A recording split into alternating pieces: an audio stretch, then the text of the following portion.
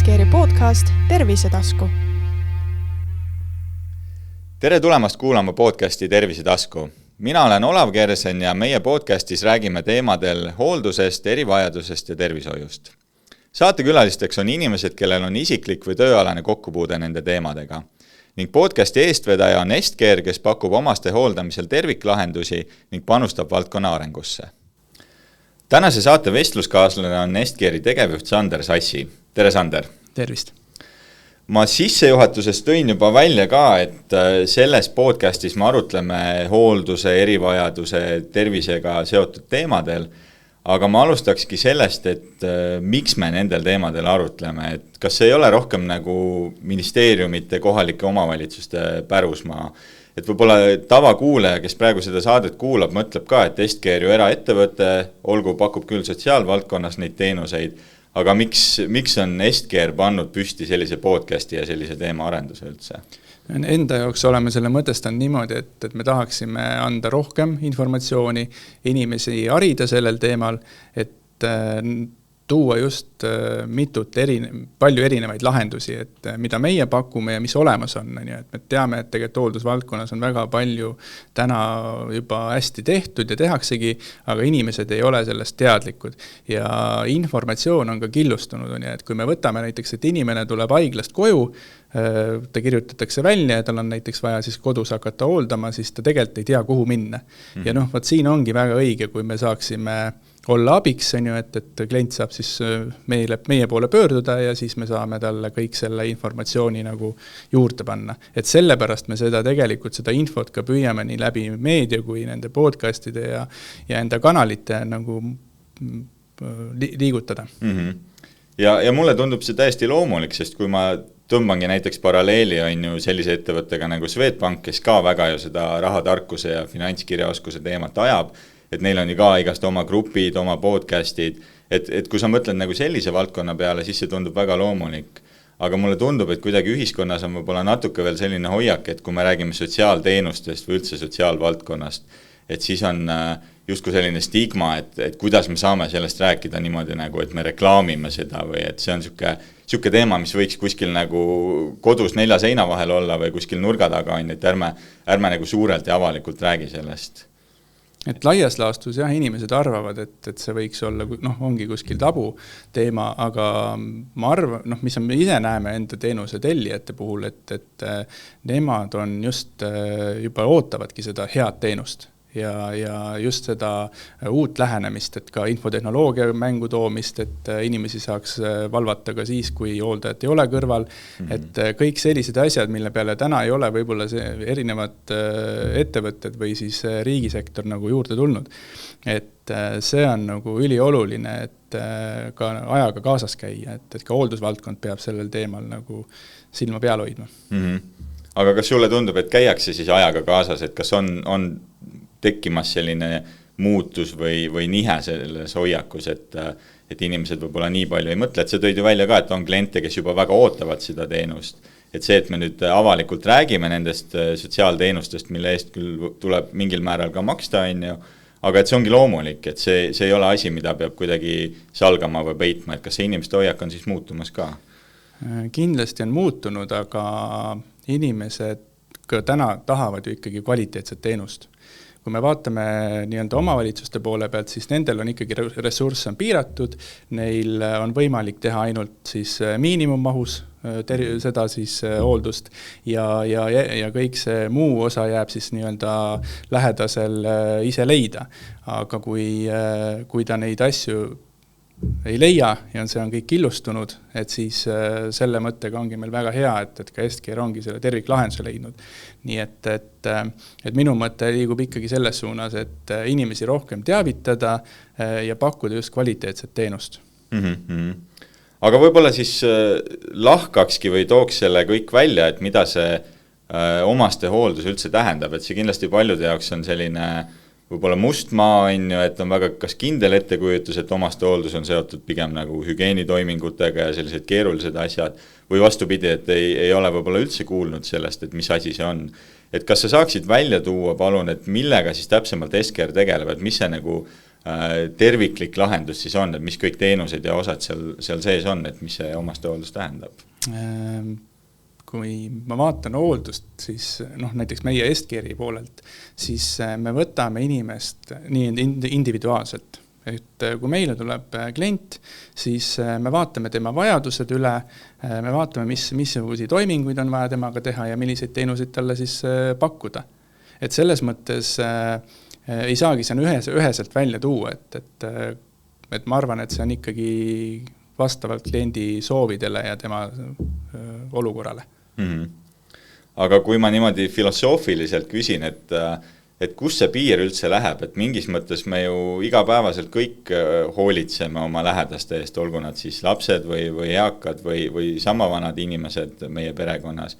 Et kus see piir üldse läheb, et millal me hakkame rääkima sellest, et ongi vaja nii-öelda hooldusteenust ja kus tegelikult inimene veel saab iseseisvalt hakkama ja et ongi meie nii-öelda pere osa ja me elamegi oma igapäevast elu, et ei ole vaja mingit lisa justkui sellist ressurssi, et aidata. Et seda piiri on tegelikult ju raske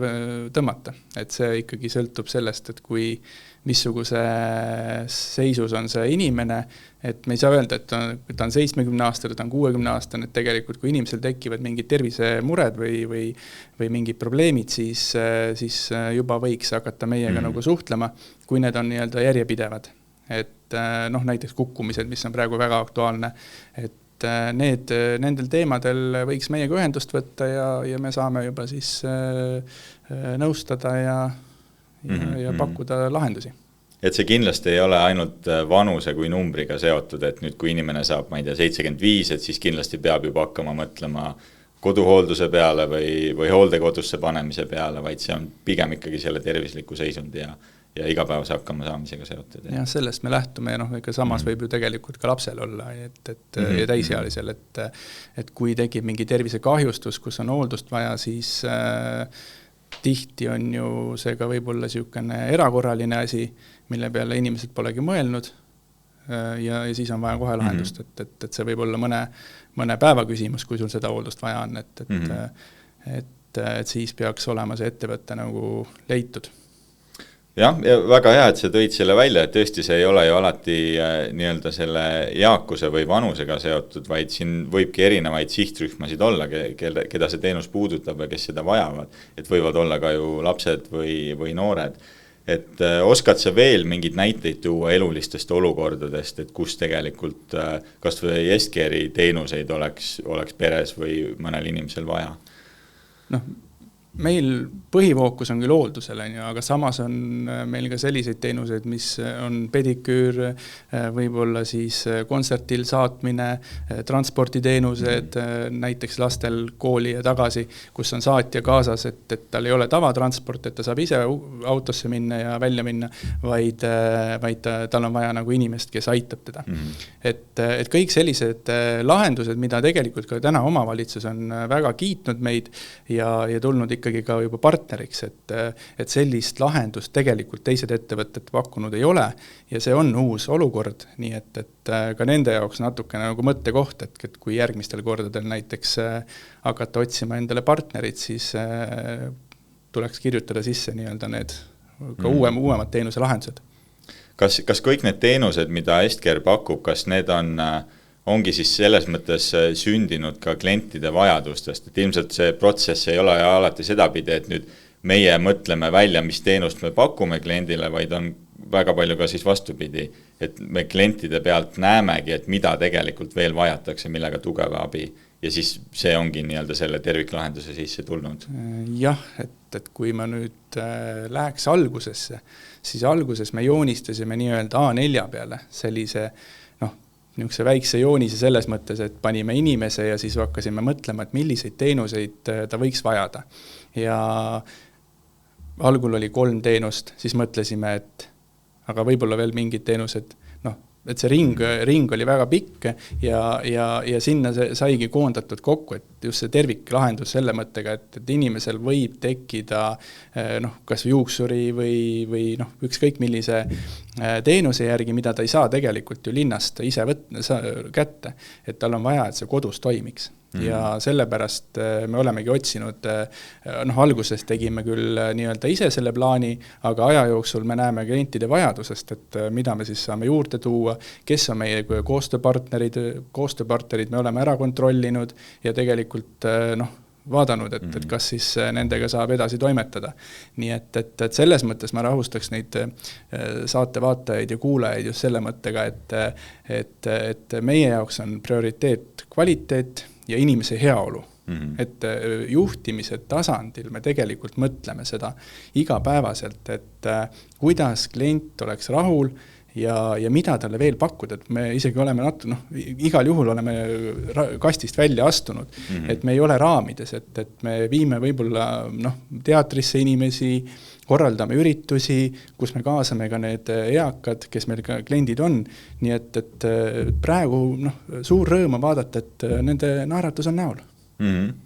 See selles mõttes kõlab väga hästi, et tundub nagu ta oleks lausa selle teenuste disaini protsessi läbi teinud, mille jaoks ju suuremates asutustes on kas eraldi isegi osakonnad või inimesed olemas, on ju. Et teie tegite ise nagu selle protsessi läbi, vaatasite,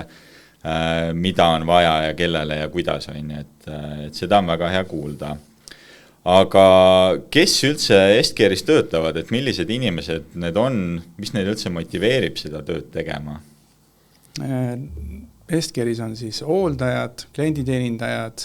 ja juhtkond ja turundus ja sellised osad inimesed on olemas, kes siis igapäevaselt töötavad selle nimel, et klientidel oleks hästi. Hooldajad, ma arvan, et tegelikult, kui ma nüüd niimoodi meeskonna poole pealt vaatan, et eks siin ole mitu asja. Ja siin on ikkagi meeskond, tervik, toetav, siis ühisüritused, ja sellised muud hüved on ju, mis inimesi nagu kõnetavad ja teine asi muidugi väga oluline on see, et inimesed ise tahavad selles valdkonnas tegelikult, tahavad sellesse valdkonda panustada. Et ma olen alati küsinud inimestelt, kui isegi ütleme tööintervjuudel on, et hooldaja tuleb ja et üks asi on see, ütleme, mis on standard, aga teine küsimus on see, et kas see kutse on sul, kas sulle meeldib see töö? Et see hooldustöö peab sulle meeldima. Sellisel juhul saad sa kliendile anda seda nii-öelda vahetut teenust, on ju, et see kandub talle edasi, mitte et sa käid nagu nii-öelda hambad ristis ja teed selle töö ära. Et mul on hea meel selles osas ka, et inimesed täna teevad tõesti südamega tööd, ma näen seda ja neil on see motivatsioon kõrge, et just panustada ja näidata, et ka sellise teenusega on võimalik turul olla. Üks teema, mis võib-olla on meediast ka läbi käinud, eriti siin COVID-i ajal oli see, et kui raske tegelikult võib-olla hooldusvaldkonnas üldse on neid inimesi leida, et kuidas Estcare'il on olnud, kas töötajate leidmine on väga keeruline nende just südamega tegijate ja kellel on midagi veel on ju lisaks sellele kutsele ja töötahtele? Meil ei ole nagu see COVID otseselt meid nagu takistanud see töötajate leidmist ega ka töö tegemist, et töötajaid me ikkagi otsime pidevalt ja eks meil kriteeriumid on ju selles mõttes ka ütleme kõrged on ju, et ta peab ikkagi vastama nendele nõuetele, mis me ise oleme paika pannud, et COVID-i poole pealt võib ainult öelda seda, et sel hetkel, kui see COVID kõrge hetk oli, siis meil nagu ei haigestunud, aga siis sellel suvel me ikkagi see laine käis ka meilt läbi, nii et ega ta puutumata jäänud. Sest kui COVID alguses tuli, siis see oli ka ju väga teema, et hooldekodud otsisidki abikäsi on ju kas või vabatahtlike näol, kes aitaks selle olukorraga hakkama saada, kuna tihtipeale hooldekodu elanikud ongi on ju see riskirühma. Aga kui mõelda nüüd selle peale, et teil need toredad töötajad on olemas, kes südamega teevad, olete need leidnud, välja valinud, et kuidas siis see klient ikkagi teieni jõuab? Et teil on töötajad olemas, nemad jõuavad on ju kliendini, aga kuidas klient üldse Estcare'i jõuab? Et mis need erinevad kanalid või viisid on, et kui sa oskad mingid näiteid tuua? Tihti ta jõuab ikkagi läbi omavalitsuse, sest inimene standardolukord on see, et kui tal tekib olukord hooldusvajaduse järgi, siis ta pöördub nii-öelda omavalitsuse poole. Ehk sotsiaaltöötaja, kes tal siis selles piirkonnas on, ja hakkavad siis koos otsima lahendust. sotsiaaltöötaja pakub talle siis linnapoolsed lahendused või omavalitsuse poolse lahenduse ja sellisel juhul, kui kliendil on vajalik täiendavaid teenuseid, saab ta siis erasektorilt juurde osta ja seda siis ka sotsiaaltöötaja siis pakub, et nendel nimistul on siis võimalik valida ja klient siis hakkab sealt helistama ja otsima. Ja eks me oleme ju sotsiaalmeedias ka väga palju ka pildis, et juba sealt hakkab inimesel meelde jääma, et see on selline teenus ja võib-olla saab sealt abi. Aga koostööpartnerite osas siis kohalikud omavalitsused ongi suurimad koostööpartnerid? Täna jah, ikkagi omavalitsused. Alustas Estcare Tartust, aga on ka laienemas Tallinnasse. Et Tallinnas, kas praegu on juba samad teenused ka inimestele saadaval, mis Tartus pakute? Ja Tallinnas me alustasime septembri algusest ja juba täna toimib. Nii et need samad teenused, mis on Tartus, on ka Tallinnas olemas ja miks me Tallinnasse just läksime, oligi tegelikult see, et klientide nõudmisel, et oli soov see sama teenus, mis on Tartus hästi käima läinud, et ka seda seal siis osutada. Nii et eks ta selline tagasiside teema on. Aga ülejäänud Eesti, et kas on ka mingid mõtteid, plaane laieneda veel mingitesse kohtadesse? Täna ütleme sellist suurt plaani ei ole, et me jääme Tartu Tallinna peale ja see on meil isegi niisugune suur amps, et teha ikkagi kvaliteetset teenust, et mitte lihtsalt jääda niimoodi. Aga tundub siis, et omaste hoolduses selles mõttes on natuke teisiti see olukord, et just hiljuti lugesin just artiklit ka, kus oli mainitud, et hooldekodudel näiteks on see olukord, et suurtes linnades on ju Tallinn, Tartu, et pigem isegi otsitakse kliente taga, et kohad jäävad täitmata maapiirkondades, samas on vajadus suurem, et kohti ei ole piisavalt. Aga omaste hoolduste teenuste võtmes siis suurlinnad on ikkagi need kohad, kus kliendid vajavad neid teenuseid ja see turu nii-öelda auk või see vajadus on täiesti olemas. Sellel on see selgitus, et inimesi on rohkem. Et kui maapiirkonnas on ikkagi vähem inimesi, siis on ka, ütleme, selle koduteenus on ikkagi ju ressursiliselt ka ikkagi kulukas teatud tingimustel. Nii et selles mõttes seal seda teenuse osutamist on vähem ja seal teeb seda kohalik omavalitsus. Nüüd suuremates linnades on see valik natuke laiem.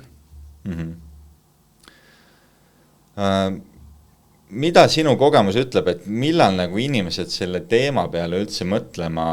hakkavad, et kas see pigem on liiga hilises faasis, et kui juba see eluline olukord jõuab kätte, et sul läheduses ligimeste perekonna hulgas ongi see inimene, kes tegelikult juba vajab seda lisaabi või tuge siis on ju, või kas pigem juba inimesed mõtlevad varakult ette ja juba varakult planeerivadki, et mis see nii-öelda varuplaan võib-olla on või tutvustavad oma eakatele ja lähedastele seda mõtet, et mis see omaste hooldus ja koduhooldus üldse tähendab? Sellele küsimuse mul on raske selles mõttes vastata,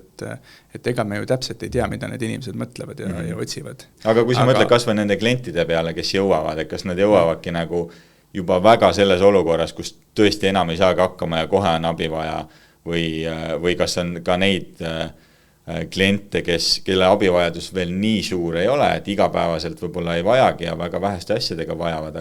aga näha on, et mida aeg edasi, et seda suuremaks abivajadus võib minna. Siin ongi kaks poolt, et meile jõuavad täna just need hilises faasis. Ehk väga rasked, keda võib-olla on vaja siis ka on voodihaige või on siis väga keerulise abivajadusega, aga oleks vaja, et inimesed mõtleksid varem sellele. Ja kui inimene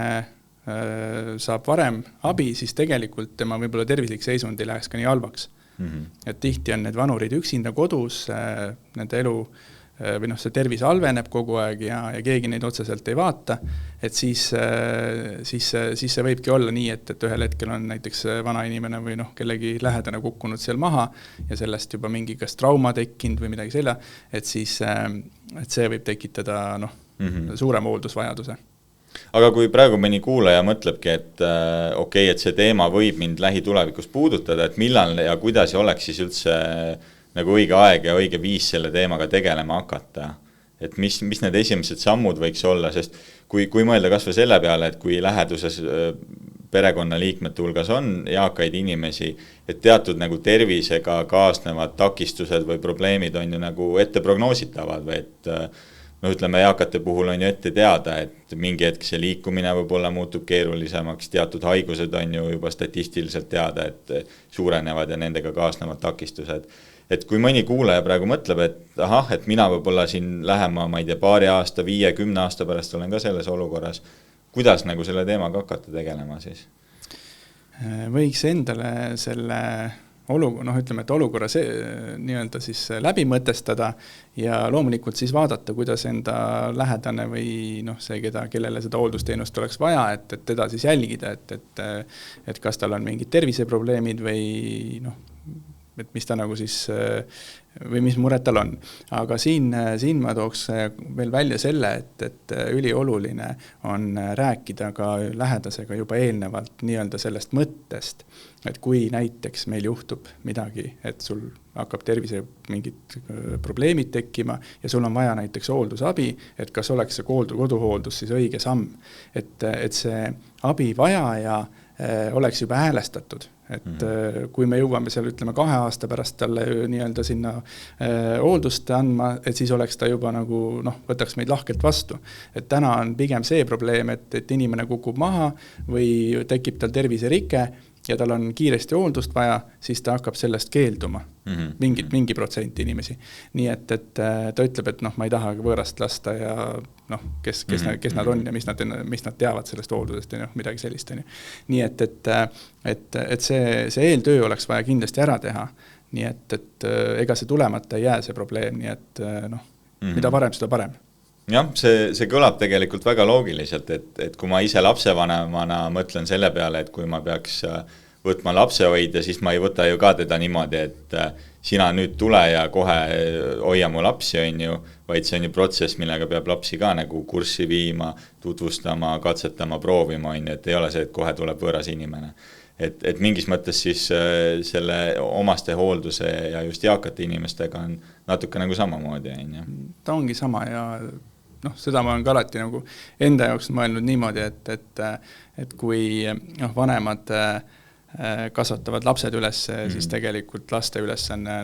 on aidata neid vanu inimesi siis nii-öelda väärikalt elu lõpu baasis elada, et me teame, et see ei ole kerge, teatud inimesed jäävad väga raskelt haigeks, aga seda on võimalik leevendada just kvaliteetse koduhooldusteenusega ja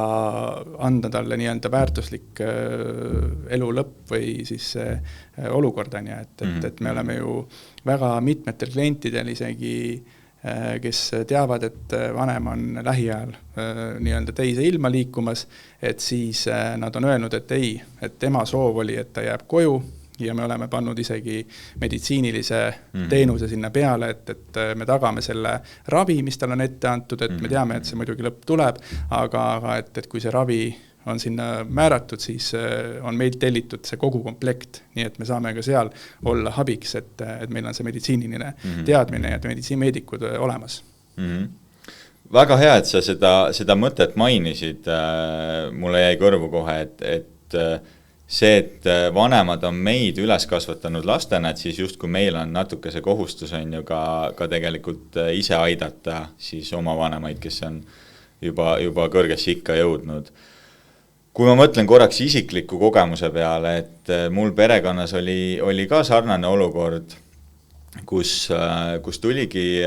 emal vanaema eest hoolitseda, aga ma mõtlen, et see generatsioonide vahe on ikka päris nagu erinev, et natuke justkui on Eesti ühiskonnas veel selline tabuteema ka, et see, et ma võtan ikkagi väljapoolt kellegi endale appi või keegi käibki mul kodus minu lähedase eest hoolitsemas, üks asi on jah see, et kui sa ise oled selle mõttega juba paadis, on ju, et sa tutvustad seda oma lähedasele, kes seda teenust vajab, aga hoopis teine olukord on see, et kui sa veel ise, ütleme, oled ka sellise mentaliteediga, et see ongi täiesti minu kohustus, minu vastutus, see on perekonnasisene asi, väljapoolt abi küsimine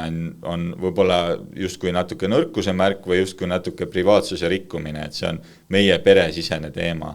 Et kuidas sulle siin nagu tundub, et kas see olukord on ka nagu muutumas või need inimesed, keda sa oled kohanud, need kliendid, et kas seda hoiakut on ka nagu välja paistnud natuke? No pigem on ikkagi inimesed nii palju enda eluga hõivatud, me teame täna, et elutempo on suhteliselt kiire ja me ei jõua kõigega nagu kaasas käia, siis täna kindlasti otsitakse pigem esimese võimalusena mingit teenust ja püütakse see nagu selliselt lahendada.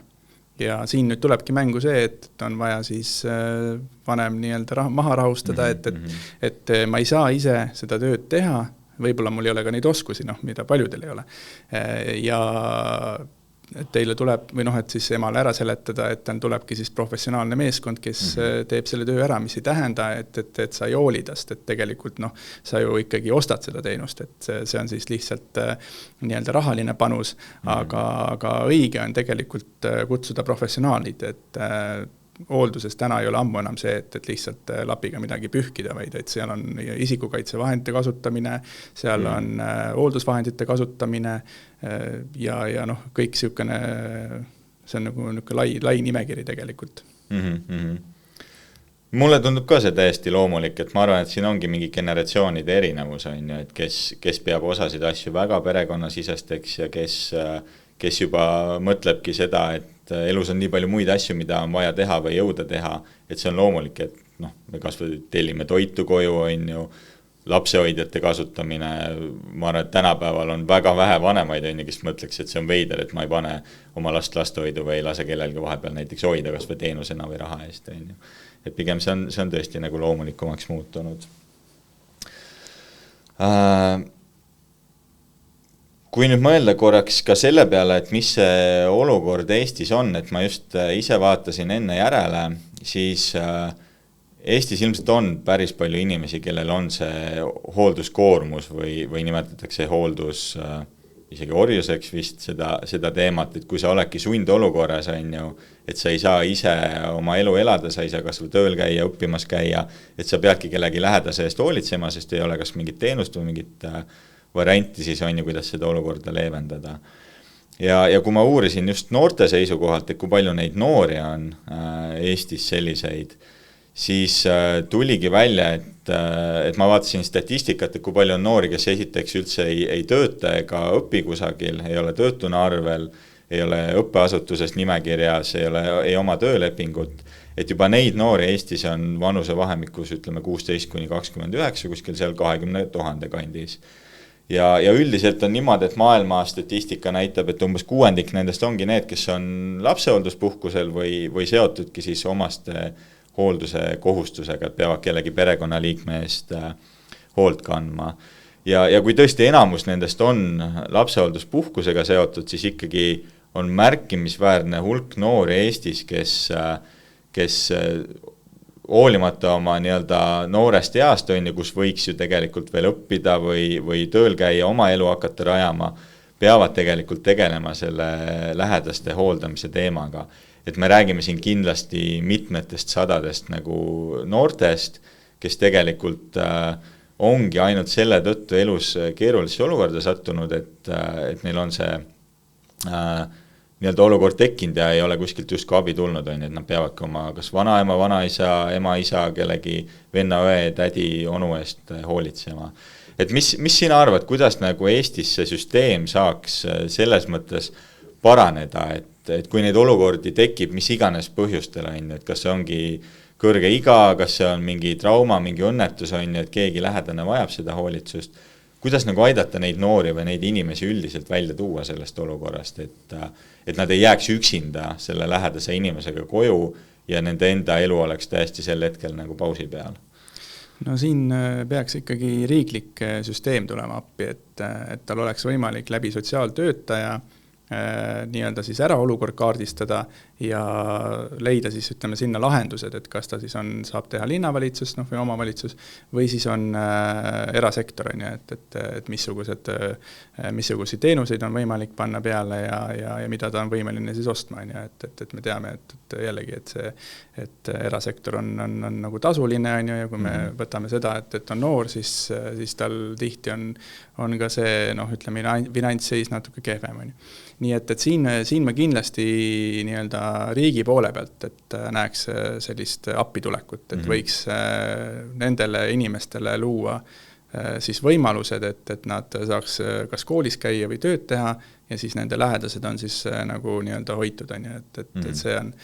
see põhiline. Et eks meil on üks klient ka täna, kus on 18-aastane noor hooldab isa,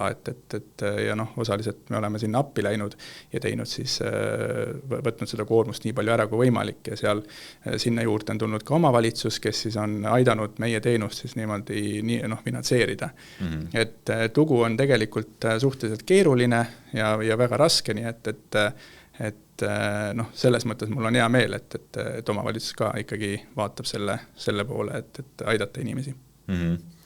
Aga kui sa korraks mõtled, et seda olukorda leevendada sellises situatsioonis inimeste jaoks, et mis see võib-olla üks selline asi võiks olla, mida kogu selles süsteemis saaks üldse muuta või mida riik või kohalikud omavalitsused saaks teha, et see situatsioon ikkagi nende hoolduskoormusega inimeste jaoks nagu lihtsamaks või paremaks muutuks? No ma arvan seda, et riik võiks teenuseid osta ise, mitte anda näiteks inimestele seda teenuste nii-öelda siis toetust rahaliselt, vaid suunata see raha otse nagu nii-öelda siis ettevõtetele, et see teenus oleks neil olemas, et tihti on see, et raha kipub ikkagi ära kaduma ja see teenus on saamata. Et praegu me näeme ju väga erinevatest valdkondadest, kus on riik tulnud nii-öelda otse oma teenuse tähendab, et ta on andnud rahaliselt võimalikuks selle, et teenus saaks osutada. Nii et need on nagu võib-olla selline olulisem. Ja ilmselt hankega ostes niimoodi suurelt on ju lepinguid tehes on see ikkagi tükihind või teenuse hind odavam ka, kui see, et eraisikud hakkavad individuaalselt või üksinda ostma. Ta on, ütleme nii, et ta on võib-olla odavam ja teiseks on see, et sinna saab panna ka kõik need kvaliteedi ja teenuse mahud ja kriteeriumid kirja, et millele see peab vastama, et kui nüüd ütleme nii, et eraisik ostab ise enda algatusel, siis võib-olla ta ostab ütleme võib-olla ühte teenust, teist teenust, et siis saaks nagu kompleksselt läheneda. Kunagi, kui me omavahel rääkisime, siis sa mainisid sellist asja, et mis see omaste hooldus üldse tähendab. Sa käisid sellise lause välja, et see on justkui väärikalt elust lahkumine. Võib-olla osadele inimestele seondubki kogu selle omaste hoolduse ja hooldekodude temaatikaga just see, et kuidagi et see ongi nagu nii morbiidne teema, et me hakkame siin rääkima justkui nagu suremisest. Et kuidas sellega siis tegelikult on, et see, et me hakkame inimestega rääkima, kas või oma eakate lähedastega on ju sellest, et kas on vaja seda hooldust, kas on vaja mingit lisatuge, kas või hooldekodu kohta, et me ei räägi ju sellises olukorras mingi suremise teekonna algusest. Ei, kindlasti mitte, et tegelikult see omaste hooldus, inimene võib elada veel 30 aastat, et kui tal see hooldus peale tuleb. Nii et see on väga suhteline ja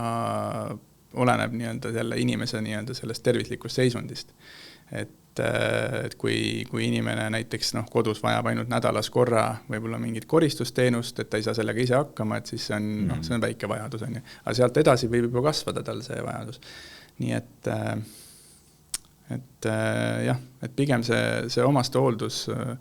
on individuaalne. Ja see haakub väga hästi selle mõttega, mis sa enne ka ütlesid, et kui meie vanemad on meid üles kasvatanud, siia ellu toonud ja aidanud edasi liikuda, et siis just kui meie kohustus on aidata ka neid elust mingis mõttes lahkuda, on ju eakas või vanemas eas. Ja tegelikult see ongi ju see väärikalt elust lahkumine, et et siin me saamegi väga öelda nendele vanematele ju ikkagi selle töö eest, mis nad on meid kasvatanud ja harinud ja kõike, et öelda aitäh, on ju, et kui ma ise vaatan, et mul on ju ka 2 poissi ja et ma kasvatan nad üles, et siis loogiline on, et nad tulevad appi mulle siis, kui mul on seda abi vaja, et nii et et ma arvan, et siin on mõtteviisi küsimus, aga see kõik muutub ja täna on, vaatame oma Eskeri klientide poole pealtki juba, et see on kõik muutunud,